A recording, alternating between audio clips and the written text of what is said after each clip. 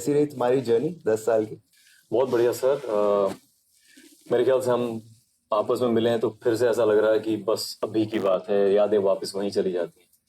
और करते वक्त हम सब बहुत पर्सनली अटैच थे कैरेक्टर से, मुझे उसमें कोई दो राय नहीं। जिस दुर्योधन की बातें सुनी अर्पित कैसे बोला कि मैं ही था, तो वही जज्बा सबका। मैं सौरभ को देखता था, मैंने एक ही बार देखा कि ये मिरर ऐसे करके ना, खुद को ऐसे करके प्रणाम करके शुरू करता था। मैं भी, हर एक्टर एक तरीका तो ढूंढता ना, मेक बिलीव वाली बात है, अपने आप को आप इल्यूजन में रखना है कि मैं वही हूँ। मैं भी जैसे सूरज को देखता था तो अगर मैं 1 सेकंड या 2 सेकंड देख सकता हूँ, मैं 3 सेकंड 4 सेकंड सोचता था कि फादर है, तो थोड़ा सा अपने आप को उस इमेजिनरी वर्ल्ड में ट्रूथफुली कैसे प्लेस करें।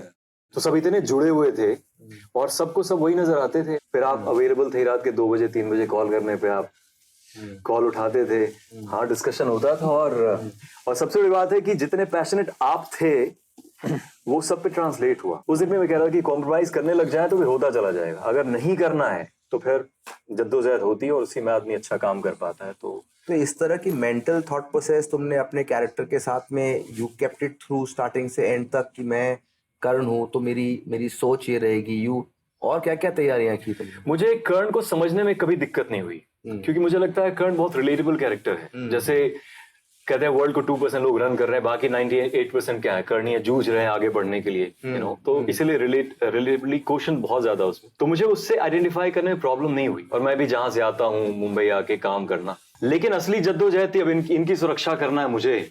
अब अर्पित को मैं बोलूं मैं बचाऊंगा, तो मुझे तो था कि भाई गेन करो, खाओ, मसल बनाओ, बॉडी बिल्डिंग करो, उस एस्पेक्ट पे। और आपको पता ही लास्ट में 1 महीने पहले मैं ज्वाइन हुआ था कास्ट, इनकी ट्रेनिंग भी हो रही थी, मैं 1-2 दिन गया था, तो मुझे भी वाज वेरी वेरी लेट, कोई कर्ण ही नहीं मिल रहे थे इतने साल से। लेकिन लिखा भी इतने अच्छे से गया था कैरेक्टर का आर्क।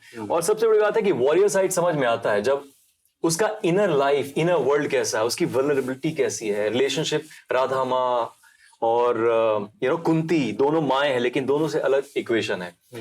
अर्जुन से इक्वेशन अलग है, लेकिन भीम सहदेव से थोड़ा अलग इक्वेशन है। यू वर्क सो हार्ड अहम ऑन योर रोल। अभी तक इतने सालों में ऐसे इंस्टेंसेस कभी आए कि यार महाभारत पे जिस तरह से मैंने काम किया अब उसका लोगों को अच्छा लग रहा है, या अब लोग मुझे देख रहे हैं, हाउ पीपल अप्रिशिएटेड यू? ऐसा कुछ सरप्राइजिंग चीजें या अच्छी चीजें क्या हैव यू एक्सपीरियंस्ड आफ्टर?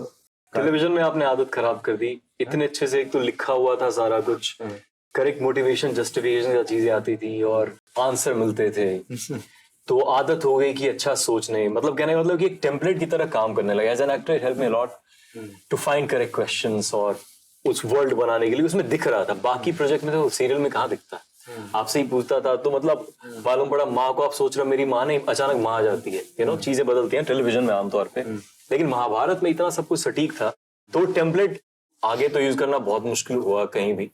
लेकिन उस प्रिपरेशन के दौरान आपको एक पूरा कैरेक्टराइजेशन कैसे बैक स्टोरी से लेकर उसको एग्जीक्यूशन पे कहाँ जा सकते हो, कैसे रिलेशनशिप सबके साथ हो सकता है, तो एक टेम्पलेट की तरह मुझे बहुत हेल्प किया। बाकी आगे मैंने जो भी काम किया तो हाँ, it was a great learning experience. अभी हम लोग कुछ फैन क्वेश्चंस हमारे पास आए, कुछ क्वेश्चंस हैं उनके जो मैं पूछता हूँ, which are from the fans which are directed to पहले मैं अहम से स्टार्ट करता हूँ। एक कूल राहुल बोल के एक हैं जिन्होंने लिखा है, I can not imagine anyone else in the role of Karna. आपकी कास्टिंग कैसे हुई? ऐसी कोई एस्पेक्ट है कि आपकी कास्टिंग कैसे हुई? इनफैक्ट कास्टिंग के लिए जब मुझे कॉल आया मैंने खुद ही बोला कर्ण मुझे नहीं लगता कि मैं फिट हूँ कर्ण के लिए, तो मुझे ही बहुत शुरू में लगा डाउट करने के लिए मैं कर सकता हूँ क्या। फिर उन्होंने बोला नहीं हमको ऐसा ही चाहिए। हाँ,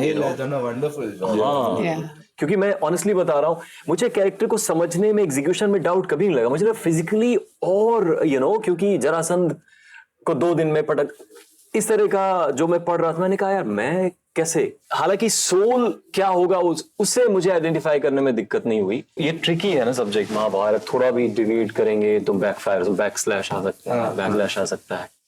तो आप जो चॉइसेस है ना कि कैसे दिखाऊं, वो बहुत प्रेशर का काम रहा होगा, वो चूज करना कि इंटरप्रेट करना अपने हिसाब से, वो कैसे कि आपने कि ये करेक्ट है, ये करना चाहिए, ये करना चाहिए, है ना, जो थोड़ा बहुत तो आपको that is what I feel that that is what makes it very good, right? क्योंकि आप जो चीज पढ़ के आप उससे क्या समझते हो और उसको आप कैसे इम्प्लीमेंट करते हो, अगर वो करते हुए आप 10 बार सोचोगे तो वो इम्प्लीमेंट नहीं हो पाएगा।